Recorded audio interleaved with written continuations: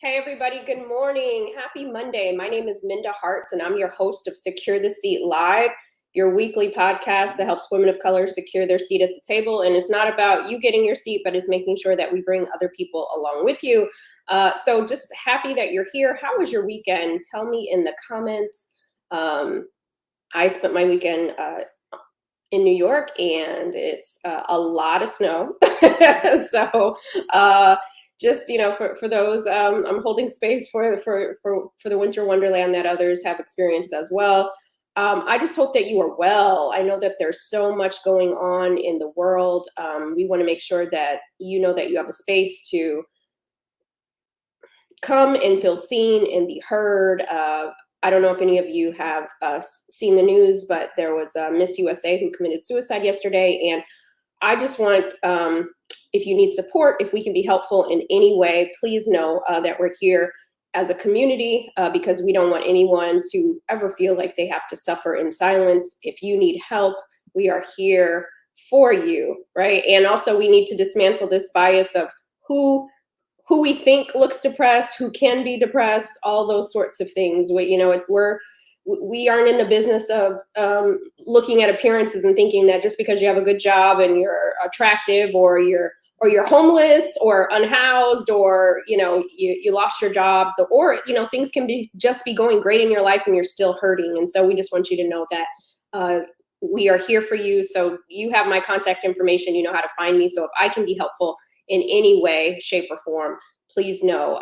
But I hope you had a good weekend. If you did something fun in the chat, please put it in there. We know that you're watching us primarily on LinkedIn, but also watching us on Facebook, YouTube, and Twitter. And so just keep bringing your comments. Make sure that you all are connecting with each other too, because there's a community of people that gather every week. And so we want to make sure that you are connecting as well. So listen, I'm excited for today's show because we are on a social platform. We are on LinkedIn. And I know some of us leverage LinkedIn a little bit better than others. And some of us are trying to figure out how we get in the game, right?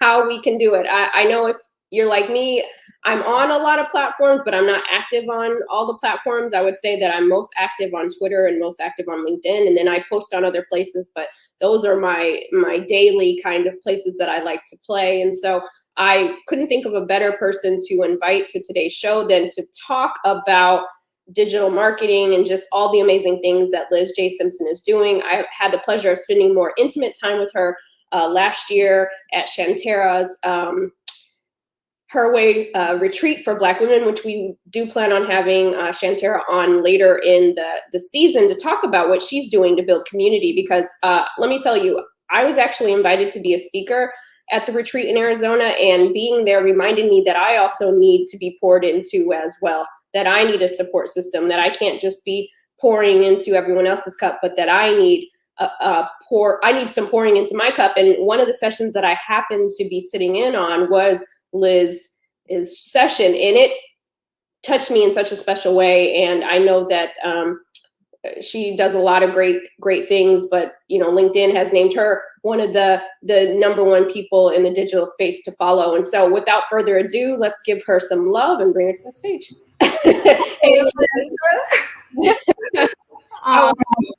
I am so great to be here with you. And I agree, like that connection at Shantara's retreat was everything for me as well. And I'm really thankful for our connection. Absolutely. You're a blessing and a light. And I'm excited for those who may not know about the work that you're doing. Why don't you tell them a little bit more about you so that they can be a fast friend too? I love it. Hi, I'm Liz J. Simpson. I am a sales and business strategist. So I help organizations and individuals to increase sales, right, through modern strategies, which includes digital platforms like LinkedIn. Most recently, my commitment has really been pouring into women entrepreneurs. So I'm the founder of the Big Money Movement, where we help women experts secure 5- and 6-figure corporate clients. And so I'm really excited about shattering the disparity facing women in business. We love it. So we're going to drop Liz's link because I know you heard that big money. I don't know about you, but that makes me wake up. So we're going to drop that link inside so that you know how to get in on that too. Because one of the things is success is not a solo sport. The one thing that I love about our show is that it's important for us to share the wealth and share the goods. It's not enough for us to have the information and not share it. There's enough for all of us to be successful, and no scarcity mindsets here. So Liz, let's jump in. And if you have questions, definitely get them in the chat. And my partner in Shine behind the scenes, Mike, will make sure that we get some of those in. But Liz, you help people with get their digital lives together. Tell us why we should be leveraging the power of LinkedIn to expand our network and our digital presence. Yes, one of my favorite topics to talk about. So first and foremost, as professionals, we know we're all in the business of people. And we throw around these quotes like, your net work is your net worth, right? And I believe that to be true, right? All things being equal, relationships rule, and all things being unequal, relationships rule. So it's all about, how do I cultivate network, build relationships, manage those relationships. And we network different in the digital age. So even before the pandemic, I was a huge advocate for LinkedIn. LinkedIn is the tool I wish I had decades ago when I started in sales. And so when we look at LinkedIn, executives cite LinkedIn as the #1 platform that they go to for professionally relevant content. Like you were just talking about, like I'm on all these platforms, but this is the place that I go to. And so now in today's age, especially in light of the pandemic, so many professionals were thinking, if I'm at home, how am I cultivating relationships? How am I pouring into others? And so LinkedIn is really unique. It's the only platform that's really focused on relationships when it comes to the professional sense and your career sense. And so when I think about relationships, I think of two things, right? So one is, for those that I care about and that I want to elevate and connect, how am I staying in tune with what they're doing, what's happening, what their goals are, how they're positioning them, and how to be the bridge, right? To be the facilitator for introductions. And so LinkedIn is powerful because now I have this platform to see, these are the people in my network, here's what's going on, and now I have a simpler way to connect them. And then two, for ourselves, it's about positioning, right? So as I evolve, I'm telling people, I say like every year I'm reintroducing myself to people that I care about, like what are my new ideas? And so as I evolve and shift, it's about positioning. How do I make sure that my network knows what my goals are, my vision, what my vision is, where my expertise lies, so that they are advocating and introducing me to the proper people. And LinkedIn is the best platform for that, in my opinion. Last stat I'll drop is that when we look at the LinkedIn platform, there's over 90 million senior level influencers and 63 million decision makers. So this platform is so rich in the individuals who are there and the ability to cultivate relationships. Ooh, you said a word, and I know the chats are going crazy as you're talking about it.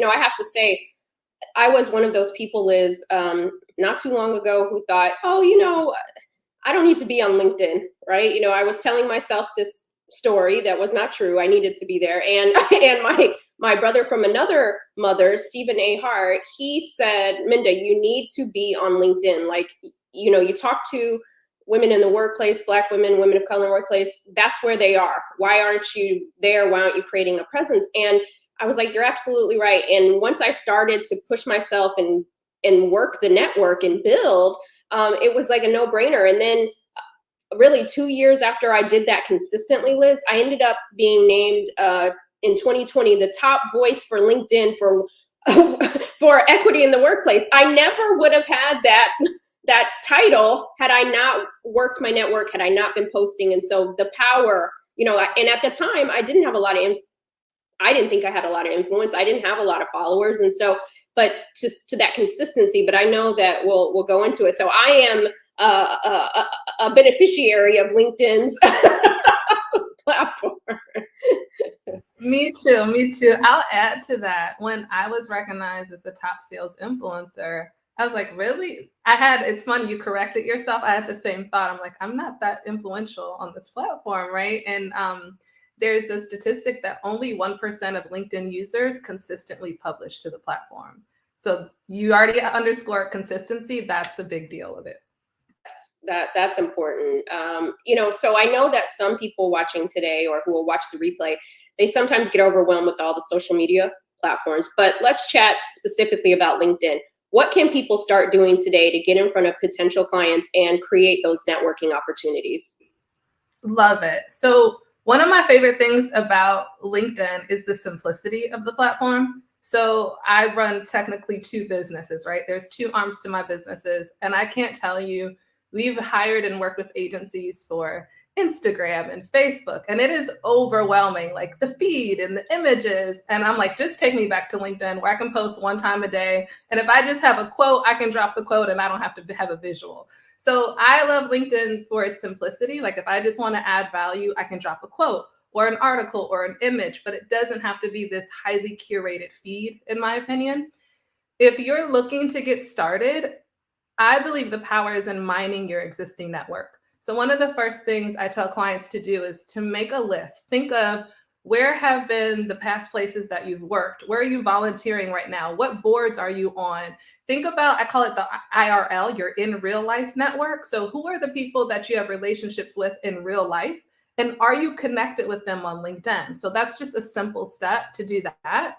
And then once you really have maximized your LinkedIn network, I want you to think about your profile. The second part is your profile. Your profile is how you introduce yourself. It's how you position yourself. As children, we're all told don't judge a book by its cover, but we all do it, right? So our brain filters, sorts, and distorts data, right? So we put people in a box. So it's like, oh, Liz J. Simpson, LinkedIn. Minda, right? Diversity, equity, inclusion, or empowering, right? So we do that with people. We generalize and put them in a box. And so the power of your LinkedIn profiles, you can tell people, if you're going to put me in a box, this is the box you put me in. If you want to create opportunities or introduce opportunities to me, these are the opportunities I want. So making sure your LinkedIn profile just reflects your evolution today and what you're focused on. And then 3, just like we talk about, I think it's Zig Ziglar that says, if you want to get a friend, be a friend. So make sure that you identify who are those relationships that I really want to focus on this year. We can't be everything to everyone, but highlight, okay, you know what? These 10 relationships are the ones that I want to be focused on. So make sure that you're commenting and engaging with their content, and make sure you're adding value to your network with the content. That is a lot. Like there's a lot there, but those are steps that I would consider. I love it. I have to get my tambourine out because you said a couple things that, that are tambourine moments is mine your current network, because we all have one, right? So that's very important. So the story that, oh, I don't have a network, we all have somebody in that, which you let us know. And then number 2 is if people are going to put you in a box, tell them what box to put you in. Right? Like if I'm equity in the workplace, then I don't want people to put me in the sales box, right? Vice versa, So can you drill into that just a little bit for the people in the back, Liz? Absolutely. It's one of my favorite topics is positioning. And positioning is just basically who you are, what you stand for, who you serve if you're an entrepreneur, or if you're in corporate right now, it's, what's the expertise that you want to be known for? And so when I look at positioning, when I'm trying to identify how to direct my network, I think about what are the problems that I solve? Because human beings, right, Janet Jackson, what have you done for me lately? Like we're selfish. We're like, what can you do for me? That's good for you, but how are you going to help me? And so I think about what are the problems that I'm focused on solving, whether it be through my business or in my professional life. And so I would amplify those problems. I'm focused on solving these problems. I'm focused on creating these outcomes. Here are the things I'm passionate about. And I think the catch that sometimes gets people tripped up is you need to be a bit polarizing, right? So you don't want to be ambiguous. You're not trying to be neutral, right? You're not trying to be Switzerland. So I focus on solving these problems and outcomes. And here's my thought on why these problems exist. Here's what I think is wrong with the normal approach to these problems. Here's what's unique about my approach and my experience, right? And so let people see your authentic brand. The thing that I'm jealous of, I'm an older millennial, which means that I kind of get it, but I've been groomed to the old way of corporate as well. So I struggle sometimes with this idea of authenticity, which is a whole nother conversation. But so I struggle sometimes because I'm like, yeah, is that authentic? But is it professional? And I know those words are rooted in other things, but I still have to consciously battle them. And the reason why I share that is that for many of us as professionals, it's, oh, I don't want to be polarizing, or if I say this, is it going to be counterproductive? And Minda, I think just your platform is such a light because it shows my experience of you has always been genuine and sincere and authentic. And there are things, we talked about this at the retreat, there are things that you stand for and say and do that a decade ago I would have thought, can I be that? Can I do that? Would that be counterproductive to progression in my career? And so for those listening, I will say, yes, you can mine your network, you can put content out, but you will be doing a disservice to yourself if you don't inject yourself into what you do, right? I started out with a bald fade and big hoops. I knew big hoops were a no-no in my corporate career, but I love big hoops. So I'm like, everyone's going to get all my chunky jewelry and hoops, and I'm known for that, right? And so just allowing your authentic light to shine as well. Thank you for that, Liz. And I'm glad that you mentioned that, because you are a successful business owner with your jewelry and your ball fade, right?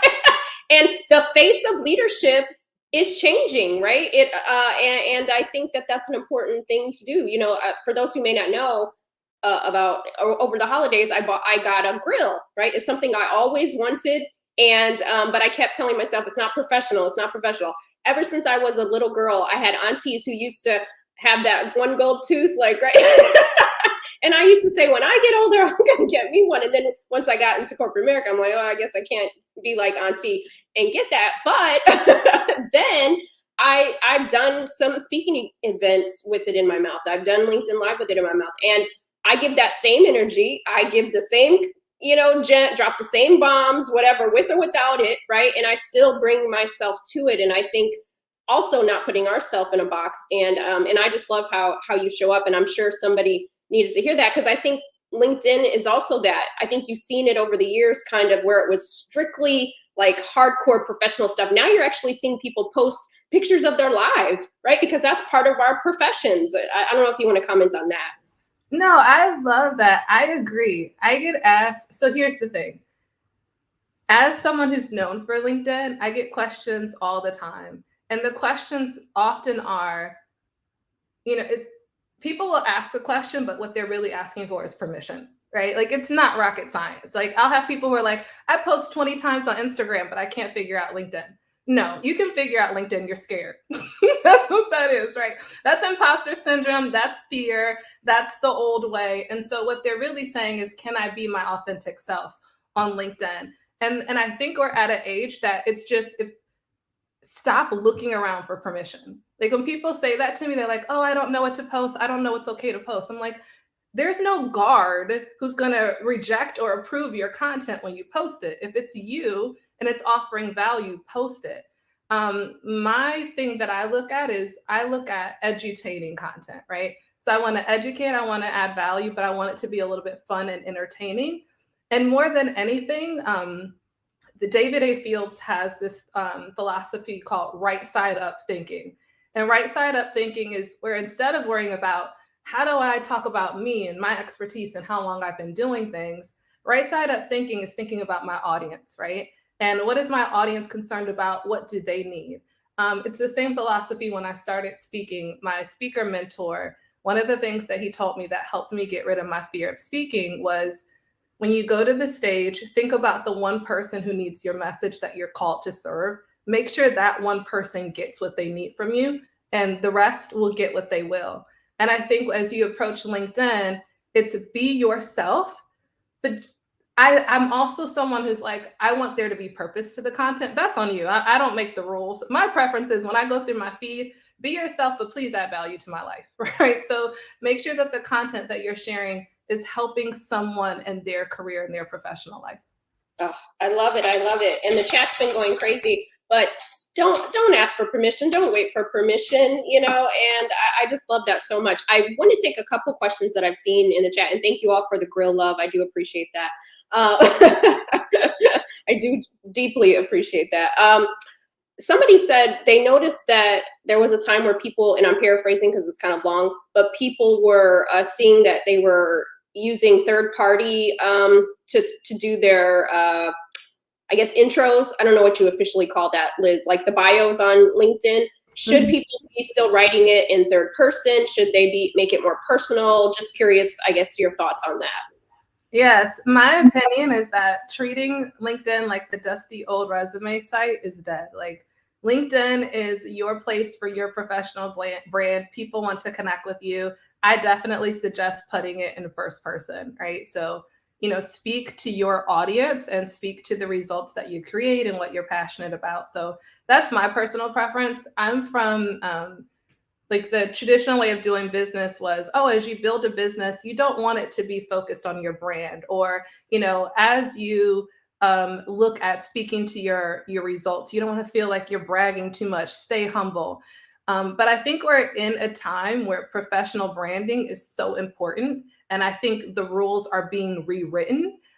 So one of the things I would say, yes, for one, put it in first person. And I do want to say that it's a time where I think more and more we have to trust our intuition and our gut. Because the rules are being rewritten overnight, there are individuals like Minda who are rewriting and redefining how things should be. And you're redefining them, I imagine, from following your gut and what you want to see in the world and being who you want to be. And I just want to empower each of you to do that. I don't know the rules because there's individuals who are just breaking the status quo overnight. And I just want to empower each of you to do that. That's great. Yes, we're sending that good energy, that empowerment, and Liz is giving us some tangible tips that we can start implementing right when this is over. Okay, I know that my bio is in, I think, third person, so that's one thing I'm going to do. I'm going to commit to this week. I hope you will all write down something you will commit to making your LinkedIn profile a little more dynamic, a little more impactful. The other question I see here, so many questions are coming in, Liz, on the various platforms, but the other question someone asks, should people still be getting recommendations and quotes and those sorts of things? I 1,000% think yes. I look at those individuals, look at those, and so what this person's talking about is there's recommendations and endorsements on LinkedIn profile. So individuals can go in and put just a quote or an experience that they've had with you, or they can endorse you for certain skills. I think those endorsements are powerful. Social proof is still a way that we gauge if someone is credible as human beings. So when we go to someone's LinkedIn profile and there's 30 endorsements of individuals, it's a no-brainer of, wow, this person is trustworthy and credible. So, it's a way, it creates a transfer of trust. So absolutely, I think those are valuable. And just a tip too, repurpose those, right? So if someone endorses you on the LinkedIn profile, think about other ways that you can repurpose that endorsement somewhere else, maybe in your email signature, or if you're someone, I grew up, it was a brag book what I used. So whenever I was endorsed or things, I saved it to a binder from my career. So thinking about ways you can repurpose that. Yes. Love that so much. I want to jump back into our last question before we get into our bonus round. These time together goes by so fast. Liz, what are some LinkedIn no-nos that you commonly see out there that are not helping us be our best selves on LinkedIn? Yes. We automation is a no-no. So do not automate your LinkedIn inbox. Do not automate messages to individuals. That is a no-no, right? So when we talk about your professional career, you never know who knows who, and the last thing you want to do is burn bridges with automation. So that's a no-no. Two, if you really don't have something personalized to say to me, don't generalize it and act like and insult my intelligence like I don't know this is a general message, right? We do that all the time. Like, oh, because you're in professional training and I'm in professional training, let's connect. I'm like, I'm not in kindergarten. It isn't because you like blue and I like blue. I want to be your friend, right? So either know something about someone and have a way to add value, or just don't fake it. Just send the connection request, right? So that's one thing there. Another more of a part of the algorithm of LinkedIn is sometimes people are showing up just by sharing links, right? And all they're doing is reading an article, sharing the link, reading this, sharing the link. Right now with LinkedIn's algorithm, that doesn't necessarily count as value on the platform. So I would recommend sharing your own organic post. So maybe if there's a Forbes article that I love, instead of just sharing the link to my profile, what I would do is, what did I gain from that? What's my perspective? What stands out for me? And I would write an organic post and then link to the Forbes article, or you can download it and upload it to the post. That way it's a native post that you get credit for. Listen, you all have a lot of homework this week, right? So maybe some of you, I'm not going to make assumptions, maybe some of you are doing this, but I'm sure many of us aren't. So let's, there's something that we can do, commit to making sure that, I'm not sure where many of you are watching from today, but again, most of our viewers watch on LinkedIn, but look at your profile, see what's there, think about the messages that you're sending out. What type of content? Are you just always resharing, or do you at least add like a little blurb? So Liz really gave us some really good stuff. We're going to drop her information into the chat because Liz, she's dropped some gems here, but you don't even really know what this woman really brings. So make sure that you link, and connect with her and follow her on LinkedIn. You can put in Liz J. Simpson and follow her there. We're going to get into bonus questions. Liz, I am a lover of grits and rap lyrics. I love me some grits. My grandmother, she's from New Orleans, and she just she knows how to make those grits that hit in such a way, okay? And I'm learning to get how to make grandma's grits the way grandma does. But how do you like your grits if you do eat grits? I do. I love them. Okay, and I know there's a debate over salt and sugar. So let me just admit, I'm going to be very honest. I'm spoiled. My husband is a far better cook than me, so he throws down. And so I like both. There are times that I want some like brown sugar in my grits, and I like that. And there's times that I want salt in my grits if I'm having fish with them. So I like both.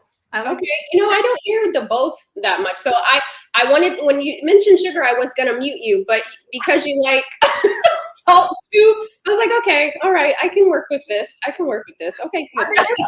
There's a time and place for both, I will say. Okay, that's fair. I'm accepting of that answer. But with a good bowl of grits is also a good rap lyric. What is one of your favorite rap lyrics and why? So I love rap. I have to say that. I tell my clients all the time, like when I'm getting ready, I am a Jay-Z, Jeezy, Rick Ross type of girl, which means a lot of the lyrics I like are not appropriate. But I'm also an advocate for getting money, right? Big money movement. I'm all about that. I just think that especially as Black women, we are oftentimes undervalued in the marketplace. So I'm going to go with Cardi B Money, where she talks about, I need cheese for my egg. For me, money is bigger than just us. It's overflow. I have 3 kids. I am unapologetic about getting money because there are other people I need to pour into. Listen, that's a tambourine moment because money is important, but it's also how we're able to help others, right? We shouldn't just be getting it for ourselves, but creating that for others as well. And so I'm all about it. I love that lyric so much. And all of the folks watching today and who will watch the replay, everybody, in my opinion, is a leader. You don't have to wait on your one-on-one for your manager to tell you you're a leader. Like, we all get to activate that leadership capacity right now. What's one tip or piece of advice you would give everybody on how to make the workplace better than they found it? I believe self-discovery and self-awareness. I think about who I was when I started my career, and I think about this season of my career. And I have to attribute so much of my success in this season is I actually know who the hell I am, right? And so we each, I think as leaders, self-awareness for leadership is critical, right? For how we lead. And then for individuals, I think as organizations, advocating and creating the space for our teams and our people to take the space to figure out who they are. So many adults have been just on this hamster wheel for so long, they've never taken the time to check out. And that's what I went through, right? When I burned out from corporate, I left, I went on spiritual journeys, and I thought, I'm a grown woman and I have no clue who I am or what I feel about certain things. So I think self-awareness and self-discovery are huge things that we need to advocate for. Absolutely. I wholeheartedly agree. It goes back to your statement about authenticity. How can we bring our most authentic self to work or to any place if we don't know who that is, right? And taking that time to really dig deep and figure out who you want to be for you, right? And so, because people that love us and want the best for us will get the best versions of us too. So I love that so much. Thank you for sharing. I know we're cutting close, but I want you to tell people a little bit more about the big money movement so that they can, reach out and connect and work with you. Yes, absolutely. Thank you. So if we look at the revenue disparity, oftentimes there's conversation about the salary, the wage gap. But if we also look at business ownership, there's a revenue disparity there. So women-owned businesses average about 67% less than male-owned firms. And then if we go deeper, Latina-owned firms average only 51,000 per year, and Black women-owned businesses only average $24,000 per year, which I call struggle money, right? I can't give from my overflow if my business is only making 24,000 per year. So the big money movement is all about shattering that disparity. And I believe that landing corporate clients is a massive way to do that. So studies show that a woman-owned business within 2 years of landing a corporate client grows by over 267%, which is life-changing. And so we're committed to shattering that disparity. We work with thousands of women around the globe to help them leverage their skill set, their expertise from their professional life to land corporate clients. And if you are looking at consulting or you want to be a part of that mission, even if you're in corporate and you're like, how can I add my viewpoint as an executive buyer? How can I help teach women entrepreneurs how to be great external partners and what I'm looking for when I bring someone into my organization? Please let me know. That's what we're all about. Love that so much. So we'll drop that in the chat one more time. Make sure that you support Liz, hire her, all the things, work with her, follow her on LinkedIn. And most importantly, share this episode with somebody, because I bet there's somebody in your life that could also get some insight and value from the tips that we learned today. And I'm just so thankful for how you show up in the world, Liz. Thank you for all that you do and for making time for us in the community today. So thank you so much for joining us. And now we're going to move on to the next segment. But Liz, have a great rest of your day. Thank you. Bye-bye. Wow, that was so good. Just put your ones in the chat. That was just so good. If you're able, I know some people might be walking around their house and listening, so you're not able to do that. But it was just so good. As you know, when we started out this year, we started with a new segment about affirmations, because we also want you to make sure that you have something to hold on to throughout the week. And so I'm going to bring Mike on to close us out. We've been talking about being focused. And so, if you didn't know, tomorrow happens to be February. So we'll have a new affirmation next week, but we just want to finish out strong. Mike, join me, please. Hey, Minda. Hey, how's it going, bro? Oh, I'm awesome. After today's show, I'm amazing. You and Liz killed it. It was awesome. Awesome. Well, close us out with this week's affirmation. Absolutely.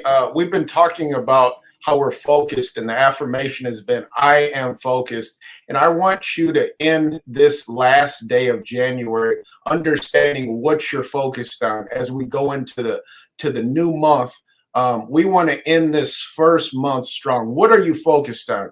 Most of the time, us as individuals talk about, man, I don't want this, I don't want that, and I'm tired of this. You have to start speaking things that you want, not start giving energy to things you don't want. We give so much energy to complaining about people and situations that are going wrong, but we don't get enough energy and give enough energy to things that we do want. Instead of talking negatively all the time, we have to say, this is the job I'm going to have.